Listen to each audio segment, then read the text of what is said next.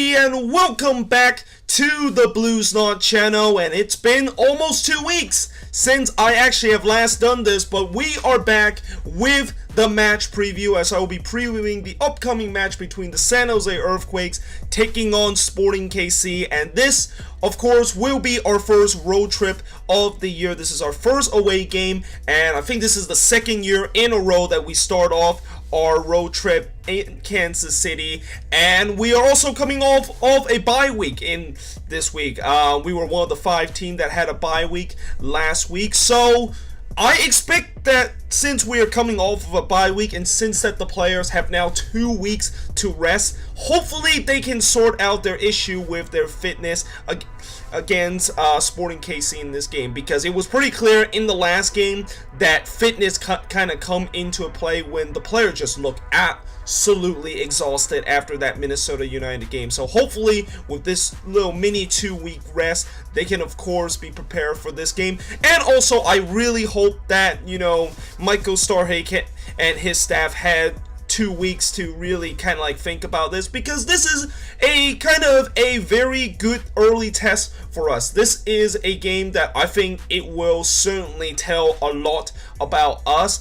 And I know even though it is only the second game of the season and it's our first road trip, and we're playing a team that is going to be one of those teams that is going to contend with the Western Conference crown, this is a very good early test to see that whether or not if this team has actually improved. And I will be very eager to see if those guys that performed very well in that last game against Minnesota, guys like Husin, Vako, and Erickson, all those guys, can they of course do it again against a much tougher Sporting KC team? Now, coming into this game, obviously we all know that Sporting KC is pretty good at home. I mean, they did lose their first home game of the season, but they lost to NYCFC, who are the best team in the league. But other than that, they have a very fantastic home record, and we also know that they are very, very stingy in the defense. Although, to be fair, in the last 2 games, that hasn't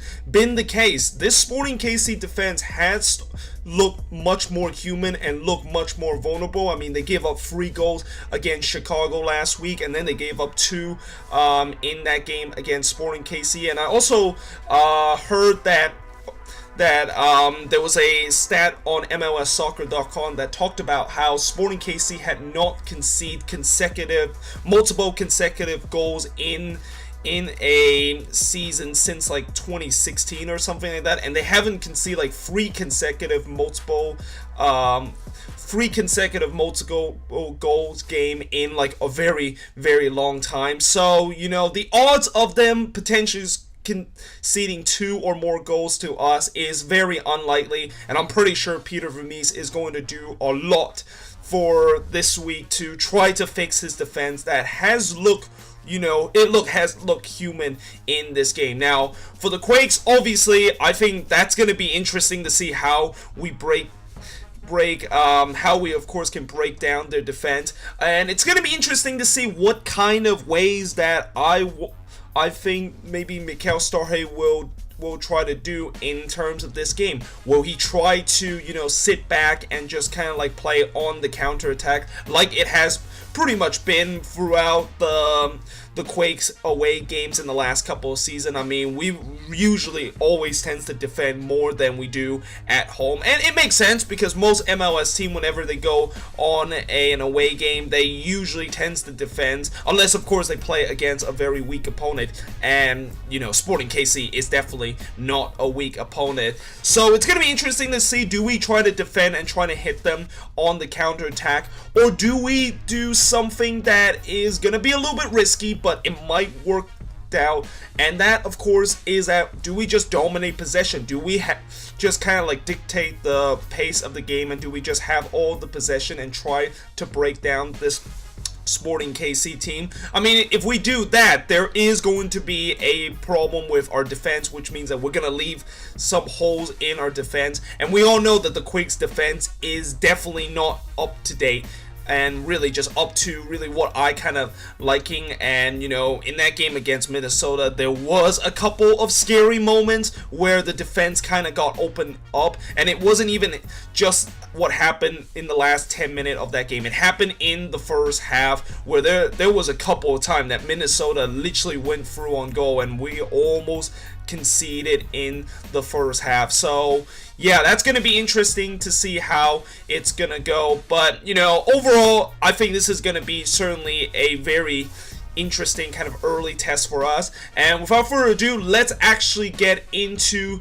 the starting 11 of this game. And also, before I actually get into the starting 11, I almost forgot to talk about the players that I, of course, should be watch out for Sporting KC. I'm gonna try to do this every match preview, where I'm gonna pick out a guy that we really need to look out for, and he could potentially be a very threatening for us. And that guy is Felipe Gutierrez. Now, you know, Sporting KC, obviously, in terms of their attack, it's pretty clear that they're going to really rely on that midfield and maybe some of their central attacking mid to score goals for them, because it's pretty clear that Sporting KC does not have a real striker, and they really don't have that guy that can score like 20 plus goal for them. So they're going to rely on different player in the midfield. But I think the reason why I highlight Felipe Gutierrez is that in that last game against Chicago, he scored 2 goals in that game. And even though some say that he isn't kind of a guy that usually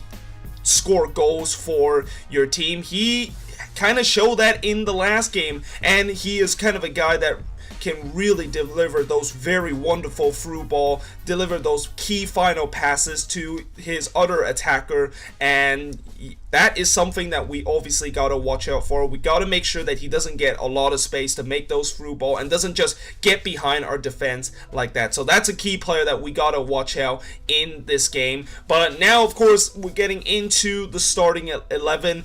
And actually, I'm not going to use the board to do my starting 11 like I did in the last episode. From now on, I'm actually not going to use the board. I'm just going to do the old kind of fashion way, and the old kind of way where I just kind of like say it with my starting 11 right now. But yeah, in goal, of course, it's gonna be Andrew Tarbell. I mean, it shouldn't be no surprise. Also, the formation that we're gonna use, I'm gonna still use the 4-4-2 in this game, even though technically it should be a 4-2-2-2-2, because, you know, we have like our 4-4-2 just turns into a 4-2-2-2 once the game kind of starts. So yeah, that of course is the formation for this game. And like I said, Andrew Tarbell is going to be there in the goalkeeper position. And in the left back, I am actually going to stick with Salinas. I think in the last game I said that Queeber was going to get the starting spot, but I'm going to stick with Salinas in this game because I thought he did pretty well in that game against Minnesota. I think he was probably the better fullback in that game against Minnesota than our other fullback, which was Lima. He did deliver some very good kind of quality crosses whenever we go on the attack. So yeah, he's obviously going to be staying there in the left back position. In the midfield, or not the midfield, but the center back partnership, I'm actually going to say it's going to be Youngworth and Quintana. And I know that some people will say that why don't I put Cummins back in here and put Cummins and Quintana as a partnership? That's because it didn't really, like I said in the match vlog and also in my preview, that, you know, it's going to be interesting to see how these two kind of paired up each other in that game against Minnesota. And, you know, if they, of course, paired up well, then maybe I'll give them another chance, and basically both of them will start in the next game. Well, it turns out that kind of like my final verdict to that kind of partnership is that it's still kind of like in development right now. It still look very kind of sketchy. So because of that, I want to put Youngworth back down in the center back position and put Quintana back in. Quintana, by the way, is back from injury. Thank goodness he didn't suffer a very long injury, because I was very worried that when he came off with an injury, I was worried that, you know, he potentially could be out for maybe a couple of weeks or so. so. I was praying it wasn't a long-term injury. Thankfully, it wasn't. He actually kind of like twisted his leg, and he, of course, have healed up throughout these 2-week period when the Quakes have like their bye week. And yeah, so he's going to be back in there with Youngworth, and he did very well in that game against Minnesota. He was by far the best center back out of the two center back, and probably the best defender in that defensive core that we had in that game against Minnesota. So yeah, he's going to be there, part of the center back partnership with Youngworth. And of course, in the right back, it's going to be Nick Lima. Lima didn't really have the best of the game. I mean, you know, the first half he looked really, really poor. His crosses was really, really off. And, you know, the second half he was okay and stuff like that. But, you know, he didn't have a very good game. But still, I'm going to put him in the right back position because he's like our only reliable right back. And then going into the midfield, this is also going to be very similar to my last preview where I said that Godoy and Yule will be in that midfield, and that is exactly what I'm hoping to happen in this game against Sporting KC. Godoy had a okay game.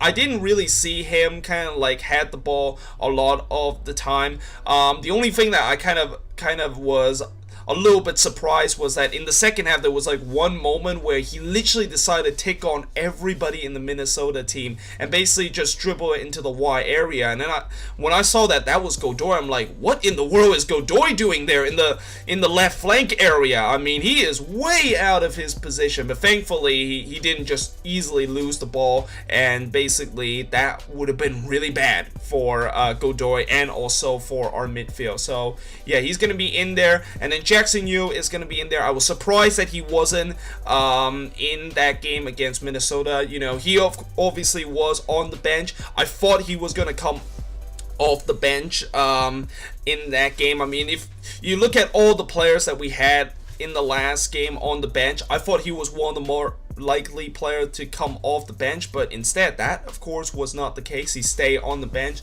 and this might be a bit of a risky kind of call just to put you in this kind of big game against Sporting KC, but you know, with Youngworth moving back down to the center back position, I have to really like fill up that kind of holding midfield, kind of that second holding midfield spot, and Jackson Yu of course will come in for that. And then of course in the winger position, or not really in the winger position, but kind of like in the central attacking mid position, it's going to be Vako and Eriksson. Vako, you know, was probably a guy that could arguably should have won the man of the match in that game because he was involved with all three of those goals. I think he had an assist and a goal in that game, and he was also involved with that beautiful 1-2 kind of stuff that the Quakes did into the lead up of the third goal. And you know, and I also was surprised that he wasn't in the MLS team of the week. I thought he was potentially going to get a shout and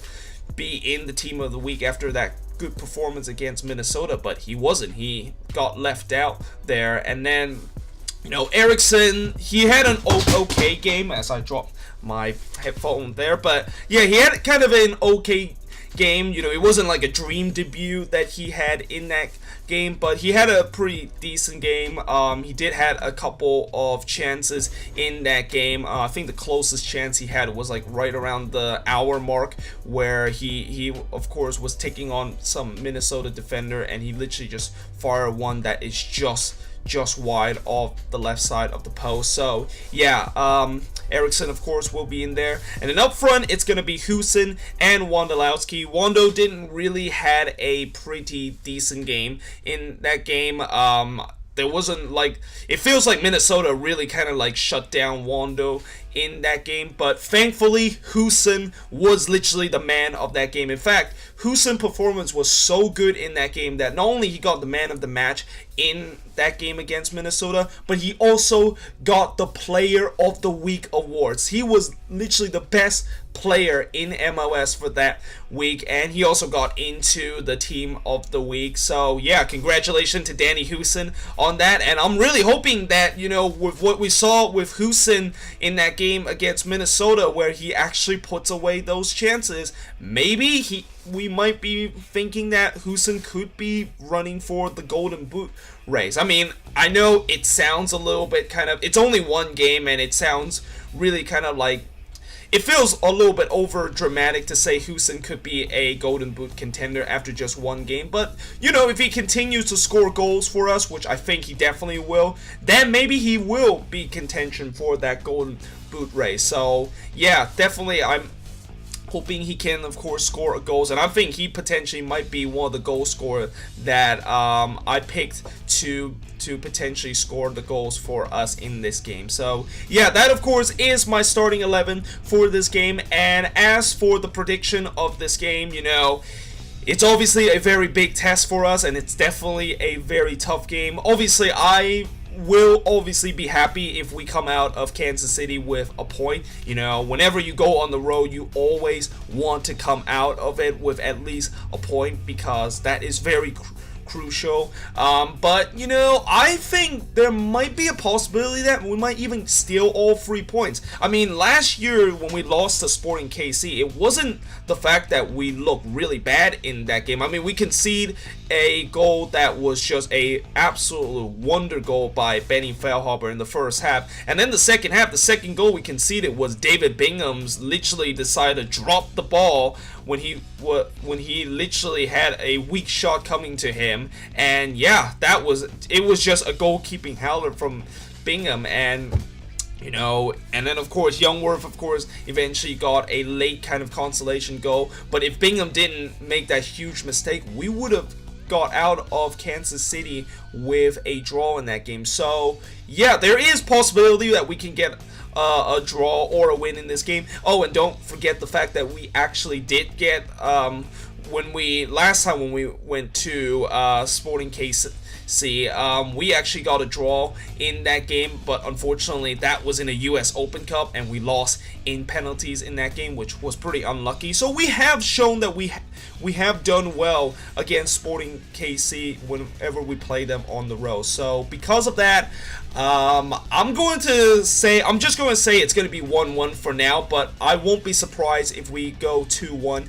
in this game if we win this one. And if we win this one, definitely the hype of this season is literally on for us. But either way, guys, I hope you guys enjoyed this little preview that I've done. Let me know in the comments, what do you think the starting 11 is going to be for the Quakes, and what do you think the score will be for this game. And yeah, I hope you guys enjoyed this video. If you do, make sure you guys leave a like, smash that subscribe button, and yeah, I of course will see you guys next time.